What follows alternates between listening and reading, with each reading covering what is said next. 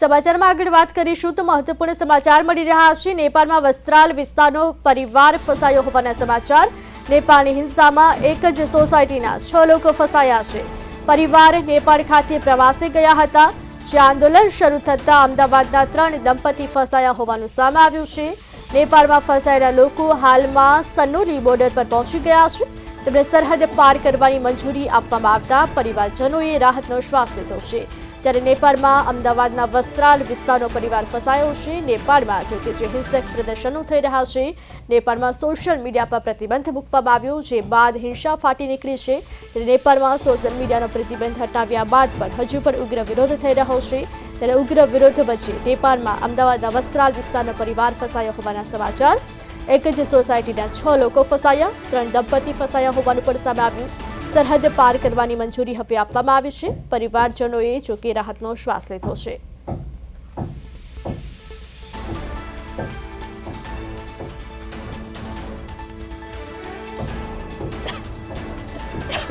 જોકે 3 દંપતી હોવાનું હાલ સામે આવ્યું છે। ત્યારે નેપાળમાં જે વિરોધ પ્રદર્શનો થઈ રહ્યા છે, આ વિરોધ વચ્ચે અમદાવાદના વસ્ત્રાલનો એક પરિવાર પણ જોકે ફસાયો હોવાનું સામે આવ્યું છે।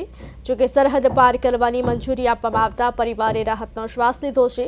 ત્યારે નેપાળમાં અમદાવાદના વસ્ત્રાલનો પણ એક પરિવાર ફસાયો હોવાના સમાચાર। જોકે નેપાળમાં જે સતત હિંસા થઈ રહી છે, જે સોશિયલ મીડિયા પર પ્રતિબંધ લાદવામાં આવ્યો, તે બાદ જે વિરોધ કરવામાં આવી રહ્યો છે, આ વિરોધ વચ્ચે અમદાવાદના વસ્ત્રાલનો પણ એક પરિવાર નેપાળમાં ફસાયો છે। જોકે હાલ પરિવારને જોકે 2 કલાક જોકે તેઓને હવે મંજૂરી આપવામાં આવી છે। ત્યારે પરિવારજનોએ રાહતનો શ્વાસ લીધો છે। ત્યારે નેપાળમાં અમદાવાદના વસ્ત્રાલનો પણ પરિવાર ફસાયો છે।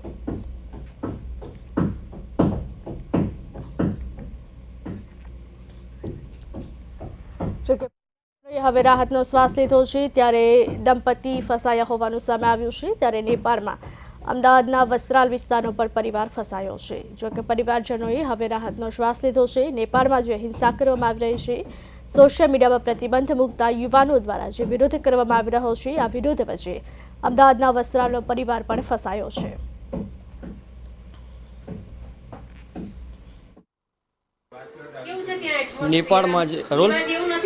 નેપાળમાં જે અત્યારે કપડી પરિસ્થિતિ બની છે અને જે વસ્ત્રાલ વિસ્તારના જે આકૃતિ સોસાયટી આવેલી છે, તેના 3 પરિવારજનો, કુલ ટોટલ જે 3 કપલ છે તે 6 જણા, જે 6 લોકો ત્યાં ફસાયા છે અને તેમની સાથે અત્યારે વિડીયો કોલમાં વાત ચાલી રહી છે। તેમની સાથે આપણે વાત કરીશું। મેમ એક આપજો, આપનું નામ જણાવજો। ત્યાં કઈ રીતની સ્થિતિ છે સાહેબ? હવે અમે પોખરાથી બોર્ડર તરફ સવારમાં રવાના થઈ ગયા 6 વાગે, પણ ગઈકાલનો માહોલ હતો એ બહુ ખરાબ હતો પોખરામાં। અને ખાસ કરીને સરકારી જે ઇમારતો હતી, સરકારી ફર્નિચર હતા, સરકારી જે વસ્તુઓ હતી, એની સાથે તોડફાડ બહુ થઈ, પણ આમ પબ્લિકને કોઈ નુકસાન નહીં અને ટુરિસ્ટ હતા, ટુરિસ્ટને કોઈ હેરાનગતિ હતી નહીં। જે રીતે તમે અત્યારે હાલમાં કઈ જગ્યાએ છો ને તમને કોઈ સુવિધાઓ મળી રહી છે?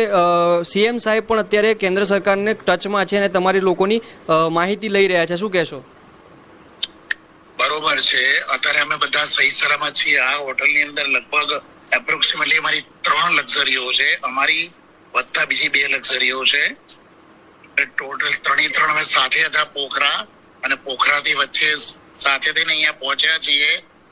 એટલે રસ્તામાં કોઈ જ અગવડ નથી, બિલકુલ નહીં। કે ટોટલી 100% બ્લોક, બધું બંધ છે, દુકાનો બધી બંધ, રસ્તા સુમસામ, પણ ટુરિસ્ટને કોઈ હેરાનગતિ નથી, સહી સલામત ટુરિસ્ટને જવા દે છે। અત્યારે તમે કઈ જગ્યાએ છો?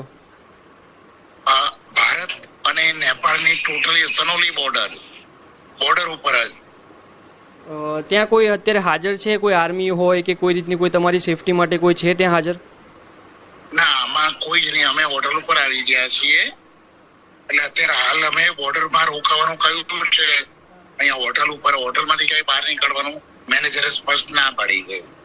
અત્યારે તમે કુલ ટોટલ કેટલા લોકો છો ત્યાં હાજરમાં? હવે અમારી બસમાં અમે 36 પેસેન્જર છીએ, જે અમદાવાદથી નીકળી છે, અને બીજી જે લગભગ એપ્રોક્સિમેટલી કદાચ રાજસ્થાન બાજુના લાગે છે, બરોબર, એની 2 બસો છે સ્લીપર કોચ. લગભગ એમાં 80 પેસેન્જરની આસપાસ છે. લગભગ 115-120 ની આસપાસ પેસેન્જરો આ હોટલમાં વધારે હાલ છે. ખાવા પીવાનું તમારી પાસે કઈ રીતનું છે? કોઈ જથ્થો છે? નહીં, ખાવા પીવાનું અમારી પાસે સાથે અમારી રસોડું કિચન અમારી સાથે છે છેક થી છેક સુધી. ફર્સ્ટ ટુ 10 આજે અમારો 10મો દિવસ છે ટૂરનો. નેપાળમાં તમે હતા ત્યાં કોઈ એવું લાગ્યું હતું કે કઈ રીતની સ્થિતિ લાગી રહી હતી? ત્યાં શું થઈ રહ્યું હતું? તમે શું જોયું ત્યાં? સાહેબ, અમે જયારે કાઠમંડુમાં હતા ત્યારે નોર્મલ કન્ડિશન હતી, પણ એ દિવસ સવારથી થોડી મગજમારી હતી કરી. પણ અમે કાઠમંડુ પશુપતિનાથના દર્શન કર્યા, આરતી કરી, પશુપતિનાથ સાઇડ સીનિંગ કર્યું. પછી બીજા દિવસે જયારે નીકળ્યા પછી એ દિવસ બીજા દિવસની પરિસ્થિતિ થોડી ગંભીર બનવા માંડી. પણ અમે નીકળી ગયા હતા આગળ કુલાશ્રમ તરફ. તમને અત્યારે કેવું લાગી રહ્યું છે? તમે સેફટી અનુભવી રહ્યા છો? અત્યારે તમારા પરિવારજનો પણ અત્યારે બધા હાજર છે. અત્યારે તમે જોઈ લો, અત્યારે પરિવારજનો પણ હાજર છે. અત્યારે બધા તમારી સેફટીને લઈને અત્યારે બધા હાજર છે અને પ્રાર્થના કરી રહ્યા છે ભગવાનને કે તમે જે 36 લોકો છો, 37 લોકો છો, તે સહી સલામત પાછા પરત ફરી જાઓ. શું કહેશો? ના, બિલકુલ સહી સલામત છીએ. કોઈ ચિંતા નથી, ગભરાવાની કોઈ જરૂર નથી, બિલકુલ નહીં. બરોબર, બિલકુલ સહી સલામત છીએ ભગવાનની દયાથી. બરોબર, એટલે ચિંતા કરવાની કોઈ જરૂર નથી તમારે, સહેજ પણ નહીં. પ્રદેશ 24ની ન્યૂઝ ચેનલ પણ લોકોને સહી સલામત લાવવાની ભગવાનને પ્રાર્થના કરી રહી છે. તમે લોકો સહી સલામત પાછા આવી જાઓ એવી પ્રાર્થના પ્રદેશ 24 ન્યૂઝ ચેનલ પર તમારી સાથે છે. Okay, thank you. જે રીતના જણાવવામાં આવ્યું, જે ત્યાં હાલ ફસાયેલા છે તે પરિવારજનો પણ અહીંયા હાજર છે અને તેમને જણાવ્યું કે અત્યારે કોઈ ચિંતા કરવાની જરૂર નથી. અત્યારે અમે સહી સલામત છીએ અને અત્યારે અમે હોટલમાં રોકાયેલા છે, જે બોર્ડર છે ત્યાં રોકાયેલા છે. તે રીતના અત્યારે સ્થિતિ છે. કેમેરામેન ધનેશ આસરે સાથે સ્મિત ઉપાધ્યાય. નેપાળમાં અત્યારે જે કફોડી સ્થિતિ બની છે કે જે વિદ્રોહીઓએ જે સરકાર સામે જે વિરોધ દર્શાવીને જે આગ ચીંપી કરી છે, અનેક જે વિસ્તારો છે ત્યાં અત્યારે વિરોધ ચાલી રહ્યો છે અને અત્યારે જે ગુજરાતી જે આપણા લોકો છે ત્યાં ફસાયા છે અને એક જ સોસાયટીમાંથી 3 પરિવારના લોકો ત્યાં ફસાયા છે. અત્યારે તેમની સાથે વાત કરીશું કે જે સિસોદિયા સાહેબ છે તેમની સાથે વાત કરીશું કઈ રીતની ત્યાં સ્થિતિ છે અને કઈ રીતની અત્યારે વાતચીત થાય છે તમારી ત્યાં, વિડીયો કોલમાં થાય છે, અન્ય કોઈ રીતે થાય છે, ત્યાંની સ્થિતિ કેવી છે કે તમને કોઈ જણાવવામાં આવ્યું? હા, જ્યારથી મને જાણ થઈ કે ત્યાં આવી કફોડી પરિસ્થિતિ થઈ છે નેપાળમાં, તો મેં અમારા સોસાયટીના પરિવારજનો જોડે મેં કોન્ટેક કરવાનો પ્રયત્ન કર્યો. તો મારે રાતે જ વાત થઈ ગઈ હતી અને એ એક હોટલમાં સેફ જગ્યાએ હતા. આ હોટલના માલિકે એમને બહાર આવવા જવાનો પ્રતિબંધ મૂક્યો હતો, એટલે બધા જ હોટલમાં રોકાયા હતા. અને એમનો પ્લાન સવારે 5 વાગે વહેલા નીકળી અને બોર્ડર તરફ આવવાનો હતો એવી વાત થઈ હતી. આજ સવારે બી મારા કોન્ટેક્ટ થયા હતા અને એ સવારે નીકળી ચૂક્યા હતા, ટ્રાવેલ્સમાં હતા અને એ ટૂંકા રસ્તા જે ગામડાઓના રસ્તા છે ત્યાં થઈ અને બોર્ડર ક્રોસ કરવાનો પ્રયત્ન કરી રહ્યા છે. જે રીતે નેપાળમાં અત્યારે સ્થિતિ બની છે કે અત્યારે આવવા જવાના રસ્તા પણ બંધ કરી દેવામાં આવ્યા છે. અત્યારે જે રીતના જે આર્મી ઉપરો પણ અત્યારે વિરોધીઓએ જે પ્રદર્શન કર્યું છે, જે મારઝૂડ ત્યાં ચાલી રહી છે, ત્યાં અત્યારે આગ ચીંપીના પણ બનાવ બની રહ્યા છે. પરિવારમાં કેવી સ્થિતિ છે, કેવા વિચારો આવી રહ્યા છે? એમના પરિવારના દીકરા અને વહુઓ અહીંયા મારી સાથે હાજર છે. હું એમની સતત કોન્ટેક્ટમાં છું અને એમને સાંત્વના પાઠવી રહ્યો છું. આપણી સાથે પરિવારજનોના અન્ય લોકો પણ હાજર છે, તેમની સાથે વાત કરીશું કે તેમની સાથે વાતચીત થઈ રહી છે. ઋત્વિકભાઈ, તમારે વાતચીત થઈ રહી છે, વિડીયો કોલમાં થઈ રહી છે, શું છેલ્લી વખત વાતચીત થઈ, શું જણાવવામાં આવ્યું? અત્યારે જે નેપાળમાં જે કફોડી સ્થિતિ બની છે, શું કહેશો? એમને 12:30 વાગે અમારી વિડીયો કોલમાં વાત થઈ હતી. ત્યારે એક વૃદ્ધાશ્રમમાં હતા, ત્યાંથી એ લોકો થોડી વાર રહીને નીકળવાના હતા બોર્ડર જવા માટે. એટલે 5 કલાકની દૂરી હતી. એટલે એ કહેતા હતા કે એવું કશું છે નહીં ત્યાં, તો પણ થોડી ઘણી ચિંતા તો હોય ઘરનાને. જે રીતે અત્યારે પરિવારજનોમાં વિચારો આવતા હશે અનેક પ્રકારના કે અત્યારે આટલી બધી જે ઘટનાઓ જે થઈ રહી છે અને અમારો પરિવાર ત્યાં હાજર છે, કંઈ બનાવ ના બની જાય, શું કહેવા માગશો? સરકારને શું માંગ છે તમારી? એટલે ટેન્શન તો હોય એમ કે બહાર બીજા દેશમાં છે, કંઈ થઈ જાય તેની ટેન્શન હોય, પણ એ કહે છે કે એવું કંઈ હાલ કશું એવું દેખાઈ નહીં રહ્યું. એમની એક ગાડી નીકળી રહી છે, બોર્ડર તરફ પહોંચી રહ્યા છે, એટલે એવું કંઈ ટેન્શન એટલું બધું છે નહીં એમ. સીએમ સાહેબ પણ આપણા કેન્દ્ર સરકારના ભૂપેન્દ્ર પટેલ છે, જે સીએમ છે આપણા ગુજરાતના, તે અત્યારે કેન્દ્ર સરકારના ટચમાં છે કે જે ગુજરાતીઓ છે તેમને સુરક્ષિત રીતે પરત ફરવામાં આવે. શું કહેશો? હા, એ આપણા આરોગ્ય મંત્રીએ હમણાં ન્યૂઝમાં આપ્યું હતું કે એમને વાત કરી છે એ બધી, એટલે થઈ જશે. આપણી સાથે અન્ય એક પરિવાર પણ હાજર છે કે તેમના પણ અત્યારે પરિવારજનો છે ત્યાં ફસાયેલા છે. તેમની સાથે વાત કરીશું. શું કહેશો બેન કે તમારા પરિવારજનો છે, કોણ કોણ ફસાયું છે, ત્યાં શું સ્થિતિ છે અત્યારે? મારા સાસુ સસરા છે ત્યાં ફસાયા છે, એટલે અમને બહુ ડર લાગે છે કે જલ્દી ઘરે આવી જાય.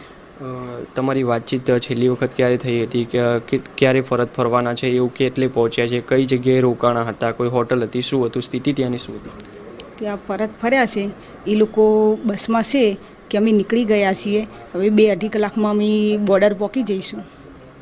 બીજું કોઈ અન્ય માહિતી આપવામાં આવી હતી કે અમારે સુરક્ષિત છીએ અત્યારે હાલમાં, કે કોઈ બનાવ નથી બન્યો, અમે બસ સુરક્ષિત છીએ? તેમની પાસે કોઈ ખાવા પીવાનો જથ્થો છે કે નથી? અત્યારે તે લક્ઝરી કે બસમાં એમની જે એક જ જે લક્ઝરી છે, જે બસ છે, તે આખા રૂટ ઉપર એક જ બસ છે જે ગુજરાતીઓની છે, જે 37 ગુજરાતીઓ છે.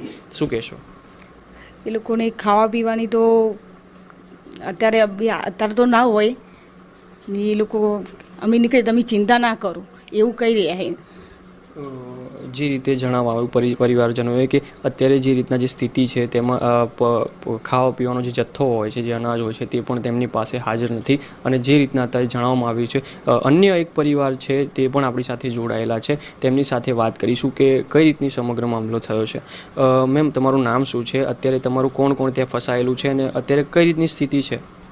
ખુશ્બુ પટેલ મારું નામ છે. મારા મમ્મી પપ્પા છે, સાસુ સસરા છે, મારા સોસાયટીના સભ્યો છે બીજા 4, અંજુ માસી છે, જસુ કાકા છે, ચીમન કાકા છે, મધુ માસી છે. એવી રીતે કરીને એ લોકો ફસાયા છે. જલ્દીથી જલ્દી ઘરે પાછા આવી જાય એવી શુભકામના એમની.